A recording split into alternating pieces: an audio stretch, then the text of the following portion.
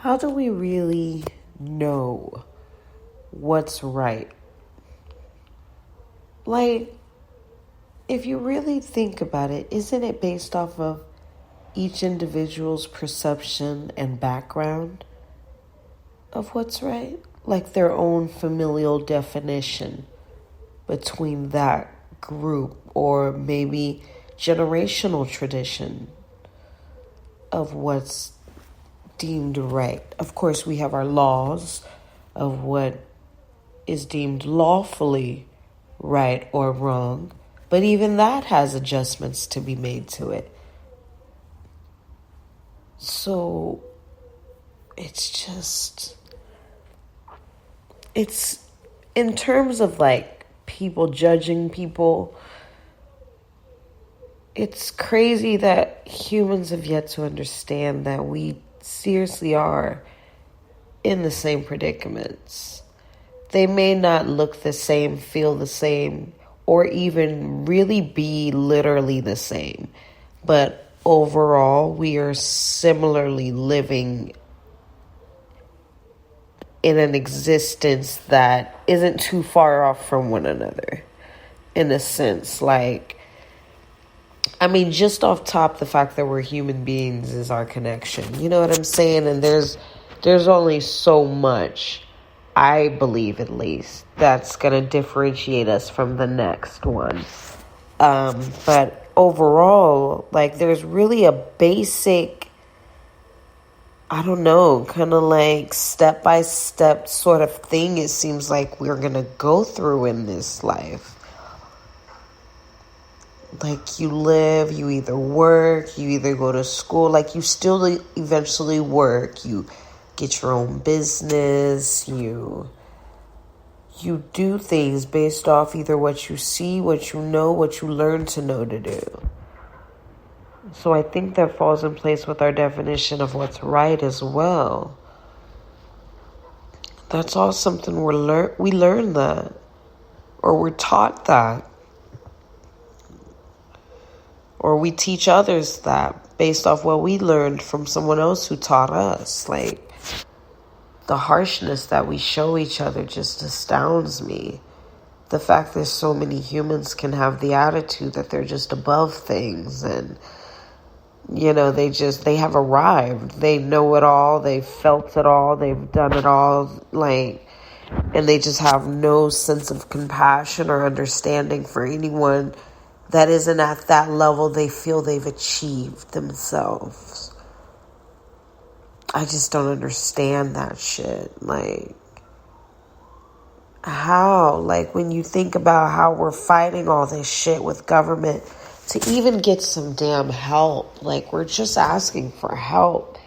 And your response is, that's too much help because not all of the people that will receive it actually need it. So you'd rather have majority of people suffer because you don't want a few to be greedy. I don't even remotely understand how that makes sense when you're responsible for a country of people and their people. Like, something's that doesn't make sense. And people, like, are so judgmental these days, and there's so much hatred. There's so much division.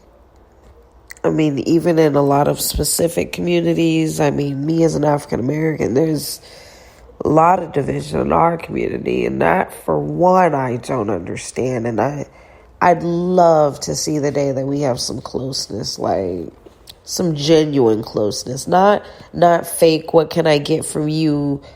I'll be close to you for the time being to see closeness. No, that regardless what I get from you or what you take from me, I genuinely have a love, respect, and, you know, for you as a human soul. Why can't we do that? I wish we could do that, man. I really wish we could do that. I mean, we've come so far. Now we have the first woman vice president in office, and she happens to be of color, and it's just, we're making so many strides. I just wish, that's my bucket list. I want to be alive to see the day that the Black community can grow stronger as a people, like genuinely, seriously, genuinely. Not for the time being, not for, a motive of any sort, but just wholeheartedly, just because. Just because. If Black lives matter, that's a message we need for ourselves. We need that reminder to ourselves that they matter. The next time we get into altercations with each other, we need to remember our lives matter. Like, is the situation worth me ending my fellow Black person's life? Like, is it really that serious? Or can it be handled in a less severe of a way? Because majority of the time, it just seems the violence and revenge and all that doesn't do anything but repeat that cycle. It goes in a never-ending cycle, because now you've pissed someone else off because you did this, so they're going to go do this to you. And then now you're pissed off because that person did something to you for what you did to the other person. So now you got to do something again to that person because now they got you fucked up. But now you got somebody else fucked up on this side. So now they got to go do something to you to show you how fucked up you had them for doing what you did to their person. See how this don't stop? People got people on people on people. And sadly, you know what it is, I think? It's so easy to find some recruits to do some dumbass shit. Why is that? You can find a recruit fast as hell to do some dumbass shit. To do some illegal ass shit. Get a volunteer quick as fuck. Get one quicker than you can to get a volunteer to help you with your kid. Let's go do some dumb shit, risk our freedom. Bet, I'm there. Hey, can you watch my...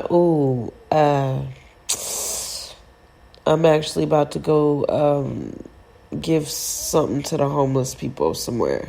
So, damn, I wish I could. Next time. What's that shit? I don't get it. I honestly do not understand it. I mean, does anyone else? Like, let me know. Like, am I tripping? Is there another aspect to this? Like, does anybody else relate to what I'm feeling? Like, am I the only person on planet Earth that feels this way? Because sometimes I really be thinking that. And then maybe I'll watch something on TV, have a conversation with someone, and it's like, man, I've been thinking that. When you have that click and you're like, oh my goodness, it's that same thing that was running through my head, man.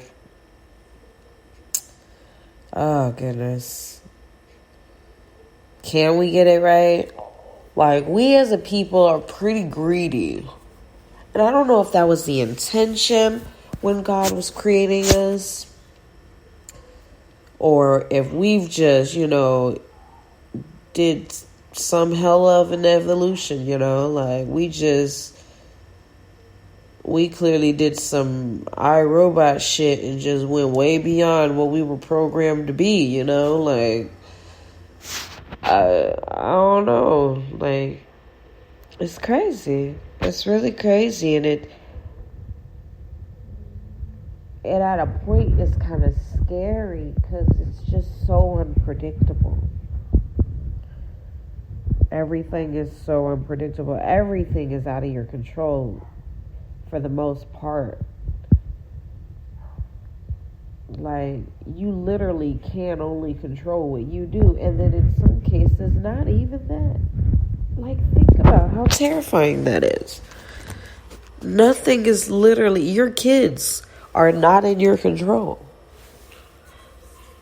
They may listen to you when you tell them what to do, but literally their lives, how they're going to pan out, is nowhere near in your control. That's some horrifying shit.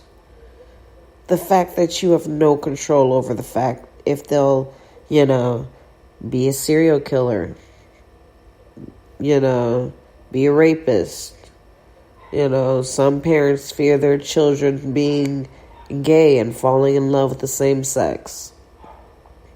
Can't stop any of that shit. Not one of them.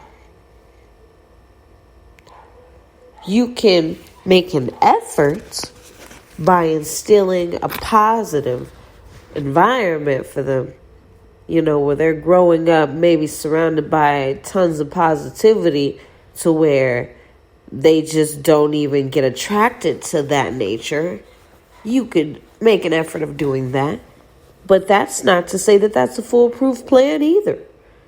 It's not to say that there aren't people out there that had the best childhoods and are still on lists with criminal records, are still ending up being, historical people in crime. That shit's terrifying. No matter what you do, you have no control. Like, it's damn near like outside is an outside prison.